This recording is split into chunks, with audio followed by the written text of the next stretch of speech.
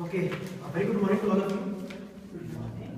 This is my project 2 speech, and the topic for this speech is sandwich generation. Now, before I dwell further on this topic, I just wanted to ask you: have anyone heard about this topic before? No. So, to be very frank, even I was not aware of this topic till I started preparing for this speech. And in fact, this is a topic called by me only for the purpose of this discussion. So before I proceed further, let me give you some reference points. So there is a person like me who started his career sometime around 2005, 2004. So I will call it generation 2005 for the purpose of this audience. Then there are my bosses who must have started their career around say 95 to 2000. So they are generation 95. And then there are people who have started their career sometime around 2010. So, and we call it generation Y, generation Z, and there are a number of fancy terms which they use. Now let me tell you what I was taught. And I'm talking about personal, more professional life rather than personal, because this is more my professional experience. And there are always exceptions, but I'm talking general rule. So professionally, we were told that the bosses are always right. So the question of confronting boss was very rare, very exceptional. You have to be extremely diplomatic if you want to raise your concern. But as a general rule, you can't say no to your bosses.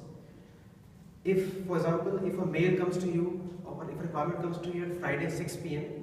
and you're supposed to deliver your report by Monday 10 a.m. or you're asked to deliver your report by 10 a.m., then you can't say no.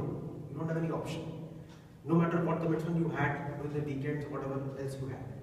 Similarly, we were not allowed to express our viewpoints. So at times, what happened was that a client sends you a mail at say 8 p.m. in the night.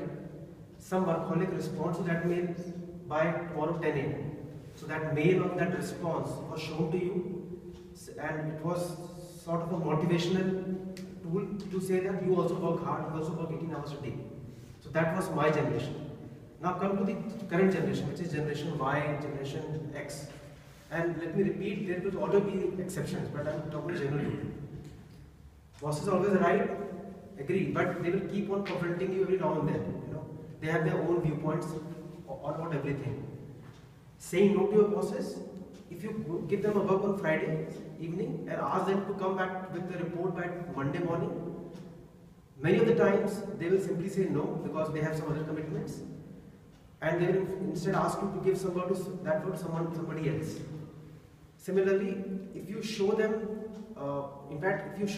give them a work, they will come back with their own to-dos list and ask you to prioritize if you want something to be done. Similarly, if you show them a mail, which was shown to us that a client sends you a mail at 8 p.m. in the night and you respond by next morning 6 or 10 a.m. They will show that I don't want such kind of life. I'm not a workaholic. I have my other priorities. So, what is the consequence of all this? We are, as far as we are concerned, when I say we means mid-level management, we are sandwiched between our bosses and our teams. So bosses' unreasonable expectation at times and our team's own set of viewpoints and aspirations. Which means that at times we are stuck and it's hard time for us, and there lies a deadlock. You have to manage the expectations of your management. At the same time, you can't mold your team beyond a point because they will have their own set of methods. So to summarize what I'm trying to say, that people like us, people like middle-level managers, are facing a lot of issues. But what is the requirement is that we need a discussion with all of the stakeholders, because what I just mentioned was only one of the viewpoints. I mean, there could be other side of the story also, and there could be other perspective also. So the need of the hour is to work together and have an objective discussion so that we can work out a solution and make things work, so that everybody is on the same page as far as the work life is concerned. And just to, on a lighter note, while we are facing these issues, at times we used to get mails from our bosses that how to handle generation Y. If it was so easy, why don't they handle themselves? So while those issues will remain, but I think what can be done is to sit together, have a candid chat, get their viewpoints also on the board, and then let's arrive at a common sort of solution so that we can make things grow.